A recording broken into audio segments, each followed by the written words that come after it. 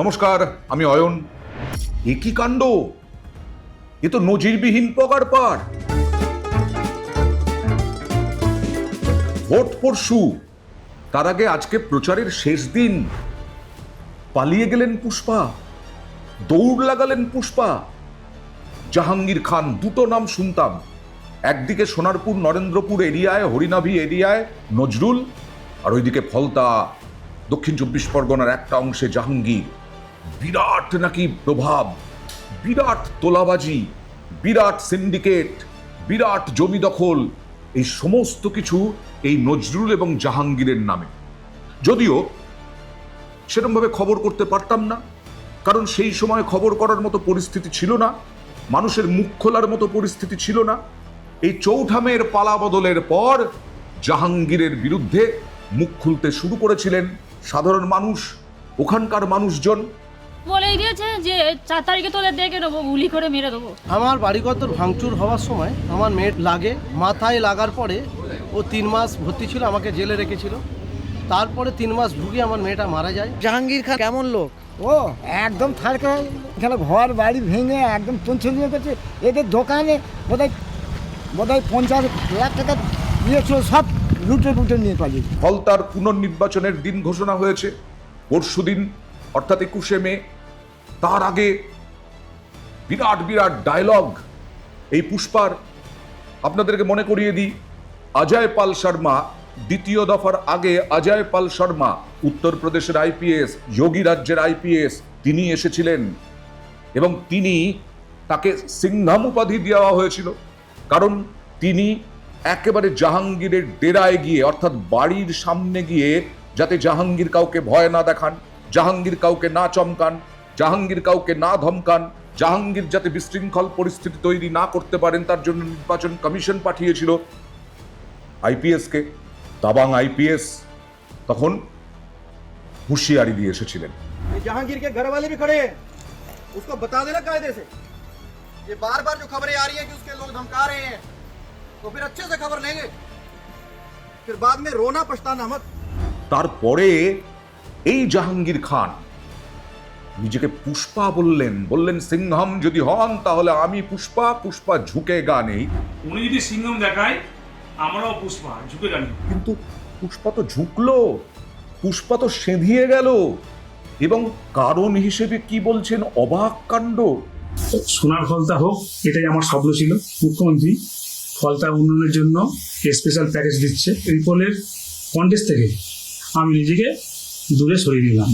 শুভেন্দু অধিকারী মুখ্যমন্ত্রী, তিনি এর আগে বারবার জাহাঙ্গীরের বিরুদ্ধে বলেছেন, কারণ শুভেন্দু অধিকারী তৃণমূলে ছিলেন এক সময়। জাহাঙ্গীরকে কে বাদশাহ, কে নজরুল সব জানেন, তারা কি করে সব জানেন, তারা কিভাবে তোলাবাজি করে, সিন্ডিকেট চালায় সব জানেন। তাই জাহাঙ্গীরের ডেরাতে গিয়ে বারবার ধমক দিয়ে, হুঁশিয়ারি দিয়ে এসেছেন বিজেপি ক্ষমতায় এলে কি করবেন। আর বিজেপি ক্ষমতায় আসার পর এই দুদিন আগে কোথায় ডাকাত, কোথায় পুষ্পা, একদম আওয়াজ তুলেছিলেন মুখ্যমন্ত্রী শুভেন্দু অধিকারী।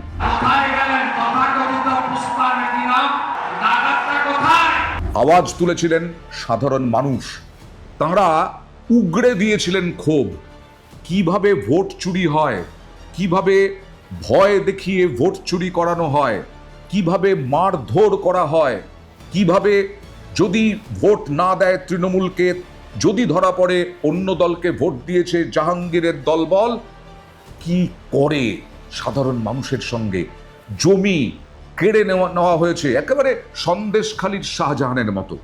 ভোটের সময় আমাদের ভোটের কাছে যেতেই দেয় না, ঘরে থেকে হুমকি দিয়ে গেছে যেতে হবে না। ঘরের ভিতর ঢুকিয়ে ঘরে দৌড় দিয়ে বলে রেপ করবো, নয় ডায়মন্ডে নিয়ে যাবো, এরকম হুমকি দেয় আমাদের পাড়ায়।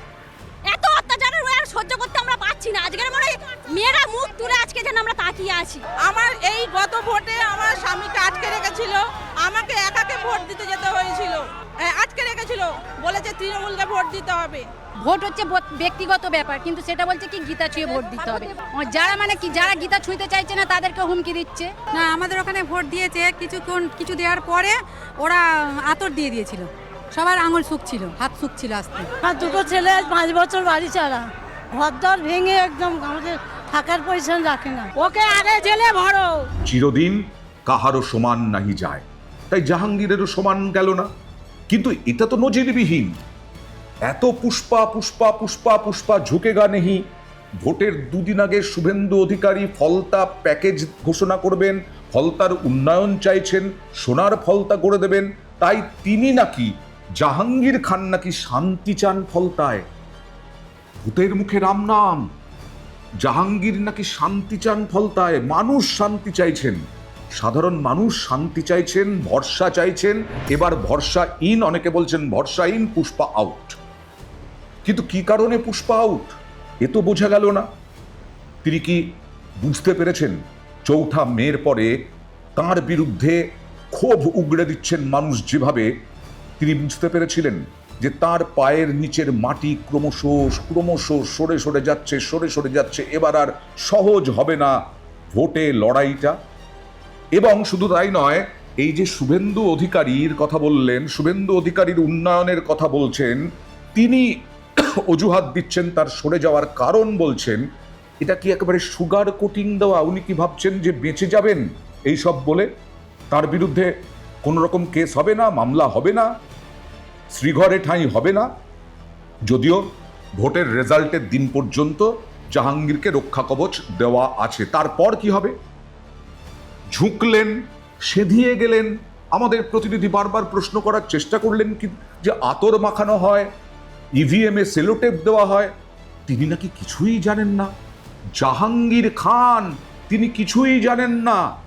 আমাদের প্রতিনিধির মুখে শুনুন, আমাদের লোকাল প্রতিনিধি, তাকে বিরাট কেস দেওয়া হয়েছিল। আমাদের ওই লোকাল প্রতিনিধি আনিসুদ্দিন, তার চোখের জলের বাঁধ মানেনি যেদিন জাহাঙ্গীর ওর নামে মিথ্যে কেস দিয়েছিল। আমাদের লোকাল প্রতিনিধি হোক বা কলকাতার প্রতিনিধিরা যখন ফলতায় যেতে চাইতেন খবর করার জন্য, জাহাঙ্গীরের দলবল ফলতায় ঢোকার আগে হুঁশিয়ারি দিয়ে দিত, বসের অনুমতি লাগবে। কে বস? গোটা ভারতে আমাদের যারা নাগরিক, আমরা যে কোনো জায়গায় যাওয়ার অধিকার আছে প্রহিবিটেড এরিয়া ছাড়া। ফলতা প্রহিবিটেড এরিয়া কেন? ফলতা তো এসিজেড হওয়ার কথা ছিল, ফলতা তো শিল্পে সমৃদ্ধ হওয়ার কথা ছিল। সেই ফলতায় তোলাবাজি শিল্প, সিন্ডিকেট শিল্প, কাটমানি শিল্প, জমি দখল শিল্প, মাফিয়া শিল্প, সেই শিল্প তৈরি করেছিলেন জাহাঙ্গীর। জাহাঙ্গীর ছিলেন ফলতার বস, আর সেই বসের অনুমতি লাগবে আমাদের প্রতিনিধি যাওয়ার জন্য। নিউজ 18 বাংলার প্রতিনিধি শুধু নন, সংবাদ মাধ্যমের প্রতিনিধি যাওয়ার জন্য ভাবা যায়?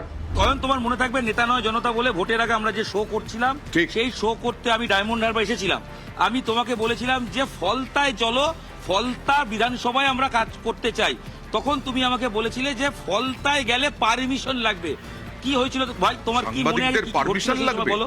একেবারে দেখো, আজ থেকে প্রায় 2 বছর আগে আমরা যখন এখানে সংবাদ সংগ্রহ করতে আসি, তখন কিন্তু এখানকার একেবারেই যারা তৃণমূল কংগ্রেসের একেবারে কর্মী সমর্থকরা, তারা যে হামলা একাধিকবার আমাদের উপর হামলা করেছিল, এবং তারপরেই তারা জানিয়েছিল যে এই এলাকায় ঢুকতে গেলে পারমিশন নিয়ে ঢুকতে হবে, বসের পারমিশন নিয়ে ঢুকতে হবে।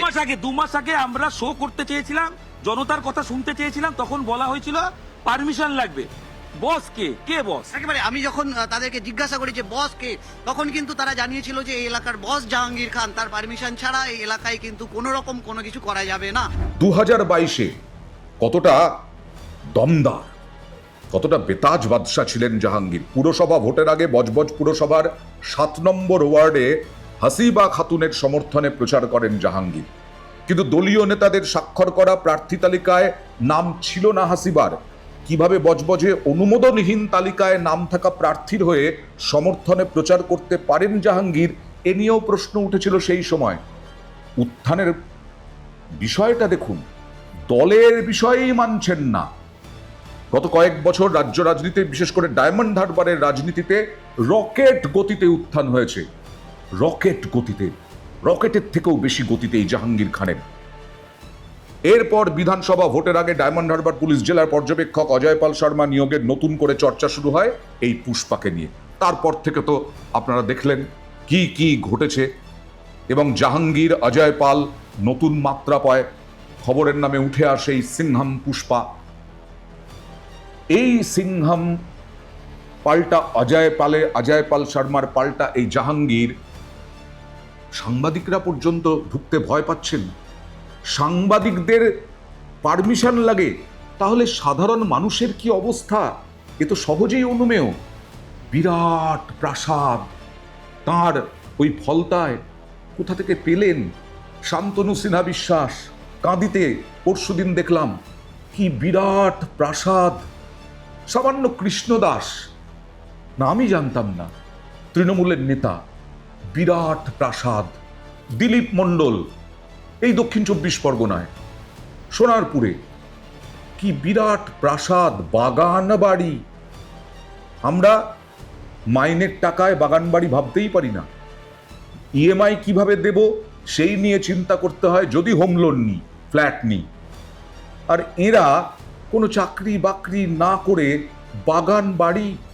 তারপরে আবার দিলীপ মণ্ডলের আরেকটা বাড়ি 50 মিটার পরে। মানুষ তো এসব দেখেছেন।